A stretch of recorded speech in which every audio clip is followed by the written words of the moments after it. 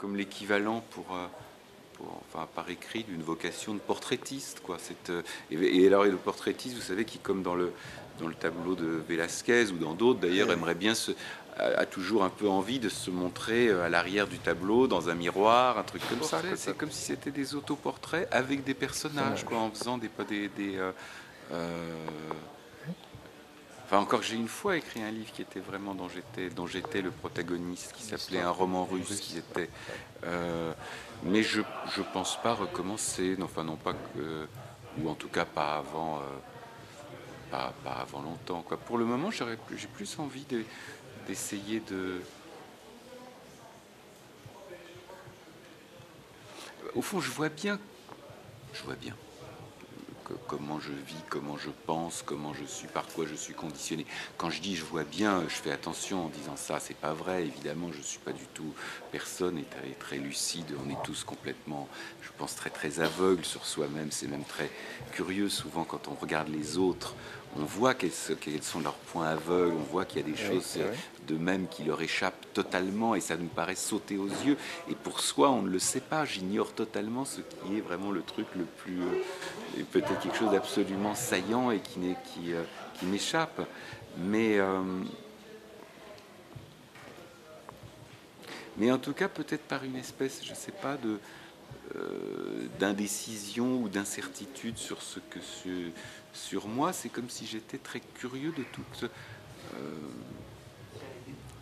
toutes les façons dont on peut mener une vie humaine, quoi. C'est-à-dire qui sont incroyablement variées. Moi, je sais que j'ai droit qu'à une seule, et au fond, je la remplis pas. Je la remplis pas avec des choses avec des choix très radicaux, mais avec une espèce de façon de regarder des vies différentes, quoi. Comme si il y a quelque chose de moi qui pourrait aspirer à celle-là, ou il faut qu'il y ait un minimum de correspondance, d'écho possible quand même, de ressemblance ou de dissemblance, mais qui... Vous avez l'appétit d'autres vies.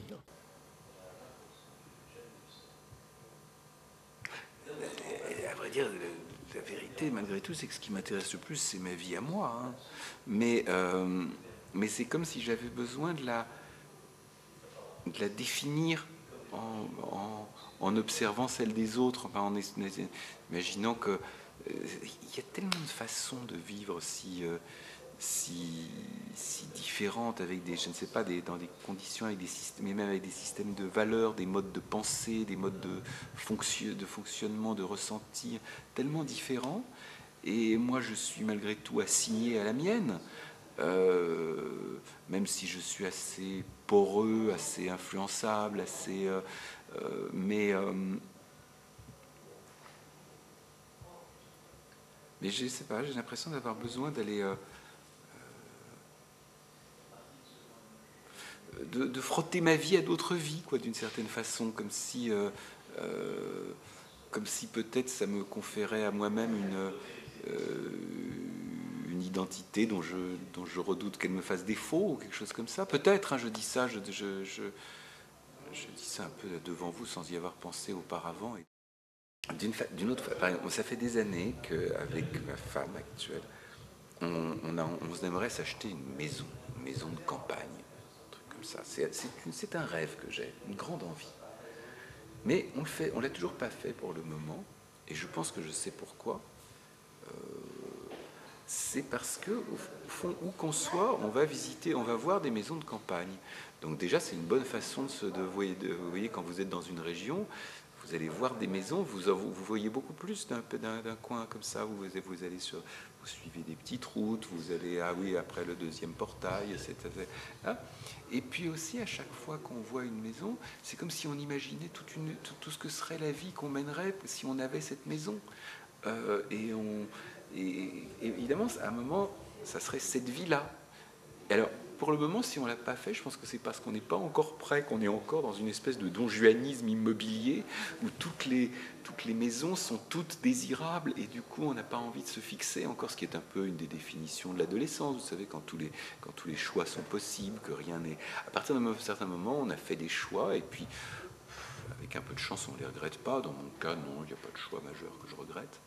Mais c'est comme ça, c'est comme si bien qu'assigné à une vie, j'essaye toujours d'imaginer ce que ça doit être d'en mener une autre, mais au fond, je ne suis capable de l'imaginer que de mon point de vue. C'est pas, je ne suis pas capable d'aller me projeter complètement en autrui. Enfin, je ne le cherche même pas, je le désire même pas. Écoutez, tant que ça, du moment que ça marche, c'est bien, c'est bien. Je pense que c'est des questions d'une certaine façon de montage. Vous voyez, quand on met des choses... Moi, c'est un truc que j'aime bien, c'est mettre des choses dont on a l'impression que ça... Je sais pas, même que ça fait pas partie de... Ça pourrait être dans des livres différents, et qu'on les met ensemble, qu'on les fait jouer ensemble. Brusquement. Quand il y a des éléments vraiment très hétérogènes, quoi. Par exemple, tout le côté... Enfin, le fait... parce que, par exemple, dans ce livre-là, il y a toute une partie qui est un peu même de la pédagogie, vous voyez, où il s'agit de rappeler. Parce que vraiment, je me suis dit, il faut que je fasse attention, il faut que que je considère que le lecteur en sait beaucoup, beaucoup moins que moi. Moi, là-dessus, j'ai beaucoup lu sur tous ces trucs-là. Je veux dire, à la limite, je sais pas, il faut quand même que je me débrouille que le lecteur, quand il rencontre, mettons, le nom d'Anna Akhmatova, je lui dise un peu qui c'est Anna Akhmatova. Je veux dire, pour moi, ça va de soi, mais c'est important de le dire, de ne pas... Et en même temps, j'ai pas envie de faire une note en bas de page, j'ai pas envie de faire un truc comme ça. Il faut essayer de couler ça, quoi, dans une espèce de mouvement qui soit narratif et qui intègre quand même quelque chose a priori d'aussi difficile à intégrer que les espèces, vous voyez, de dégagement pédagogique, quoi, qui a priori c'est un peu un cauchemar, quoi, de narration. On se dit zut, là c'est vraiment le truc où il y a et moi ça c'est vraiment un truc que j'aime bien essayer de monter ensemble. Je lui ai même pas encore écrit parce que j'ai pas eu le temps. Lui m'a envoyé un mail très très gentil, me disant je suis content pour vous je vous le dis avec un verre de vodka à la main. Et il a donné une interview à quelqu'un de l'agence France Presse où il dit qu'il éprouve à cette nouvelle du plaisir et une certaine joie méchante. Je ne sais pas ce qu'il veut dire exactement par la joie méchante, mais